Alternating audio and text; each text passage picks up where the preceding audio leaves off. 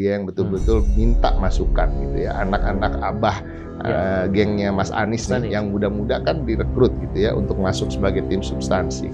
Itu sampai mengatakan bahwa dia terharu karena yang pertama kali Mas Pram bilang ke mereka adalah tolong kasih tahu Om mesti kalau soal ini Om mesti bikin apa.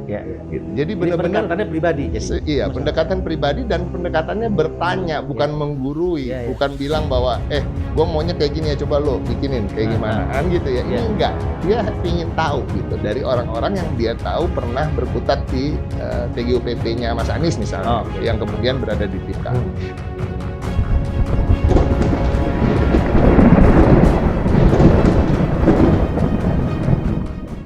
Assalamualaikum warahmatullahi wabarakatuh. Iwan Filah. Pilkada serentak yang diadakan di seluruh provinsi di tanah air selesai sudah pada tanggal 27 November.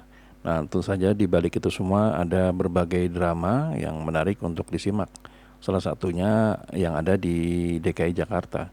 Nah, di sini Bung Ciko Hakim, salah satu tim sukses dari Pramono Anung dan juga Rano Karno, memberikan statement atau penjelasan apa peran dari anak Abah atau loyalis dari Anies Baswedan.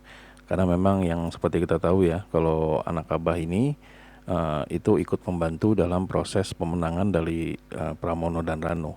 Nah, bagaimana penjelasan dari Ciko Hakim? Mari kita simak videonya berikut ini. Yang pertama saya jawab dulu terkait dengan elit, baru kita masuk ke soal langsung ke rakyat. Nah, itu yang orang juga nggak ngukur ketika dia punya hubungan atau modal sosial hubungan baik dengan elit-elit ini. Nah, elit-elit ini sebagian juga sudah punya massa di bawahnya yang siap ikut apa kata elit ini. Salah satunya tentu salah duanya lah ya, Ahok dan Anies. Jadi ini benar-benar itu tadi karena hubungannya baik ya. Kalau hubungan baik dengan Ahok ya orang akan menganggap ya itu biasa, mungkin rekan separtai kan gitu. Tapi hubungan baik dengan Anies nih orang nggak pernah tahu bahwa keduanya anaknya yang benar, keduanya mengenal masih kuliah. Anies masih di UGM, Ketua Senat, ya kan, Mas Pram S2 di situ, sering membantu teman-teman yang di S1 ketika demo, ya kan, hal-hal ini. Dan hubungannya dekat gitu. Nah, ini orang nggak tahu. Dan sampai sekarang kan kita tahu Mas Anies bagaimana pengaruhnya di Jakarta. Masih kuat, masih punya loyalis-loyalis yang kemudian memang sejak awal membantu. Nah, kalau hubungan langsung dengan masyarakat itu sama seperti teman-teman yang baru mengenal Mas Pram, yang tadinya nggak terlalu dekat mengenal. Banyak di tim yang tadinya nggak terlalu jauh mengenal, tapi ketika mendengarkan beliau bicara, ketika bagaimana kita berkomunikasi dengan dia yang betul-betul mendengarkan, dia yang betul-betul minta masukan gitu ya. Anak-anak Abah gengnya Mas Anies nih, yang muda-muda kan direkrut gitu ya untuk masuk sebagai tim substansi. Itu sampai mengatakan bahwa dia terharu karena yang pertama kali Mas Pram bilang ke mereka adalah tolong kasih tahu Om mesti kalau soal ini Om mesti bikin apa. Gitu. Jadi benar-benar pendekatannya pribadi. Iya, pendekatan pribadi dan pendekatannya bertanya, bukan menggurui, bukan bilang bahwa gue maunya kayak gini ya, coba lo bikinin kayak gimana kan gitu ya. Ini enggak, dia ingin tahu gitu dari orang-orang yang dia tahu pernah berkutat di TGUPP-nya Mas Anies misalnya gitu, yang kemudian berada di tim kami. Nah, begitu juga ke masyarakat. Ketika dia turun ke masyarakat, dia bertanya, permasalahannya apa sih Bu di sini? Oh, KJP, oh kartu lansia dan lain-lain.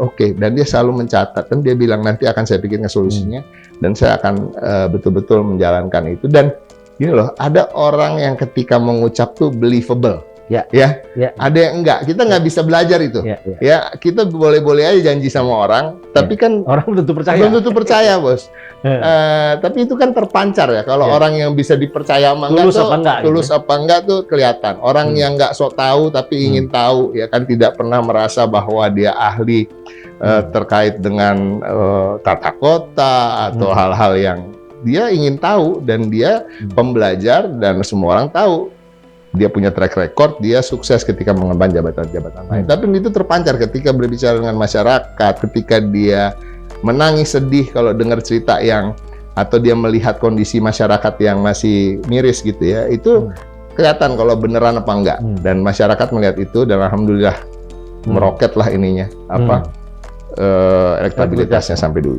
Jadi Ahoker sama anaknya Abah ini berpengaruh besar memang dalam Oh, sangat.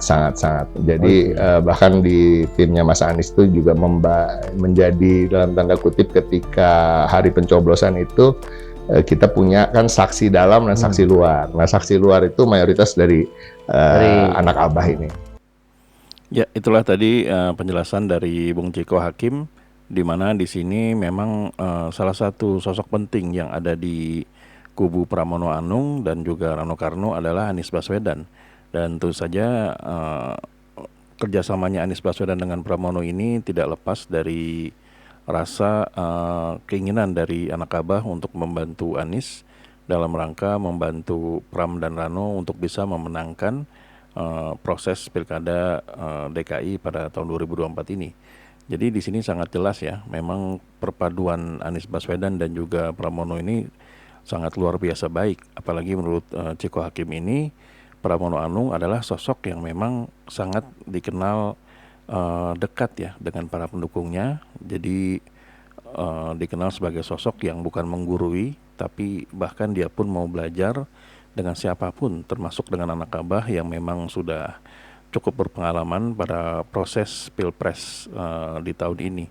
Jadi ya tidak ada rasa sungkan, tidak ada rasa malu, walaupun memang umurnya jauh lebih tua, pengalamannya dalam bidang pemerintah juga jauh lebih memiliki asam garam ya. Tapi dia untuk proses dalam hal ini mau berguru untuk kepada siapapun, termasuk kepada anak Abah. Jadi memang kerjasama antara Anies Baswedan, para anak Abah dan Pramono Anung ini ya klop ya, sesuai dengan apa yang diinginkan. Nah jadi itulah video kita kali ini. Aiden Project pamit mundur. Bila memang kami ada salah kata, salah data, kami mohon maaf. Wabillahi taufiq wal hidayah. Wassalamualaikum warahmatullahi wabarakatuh.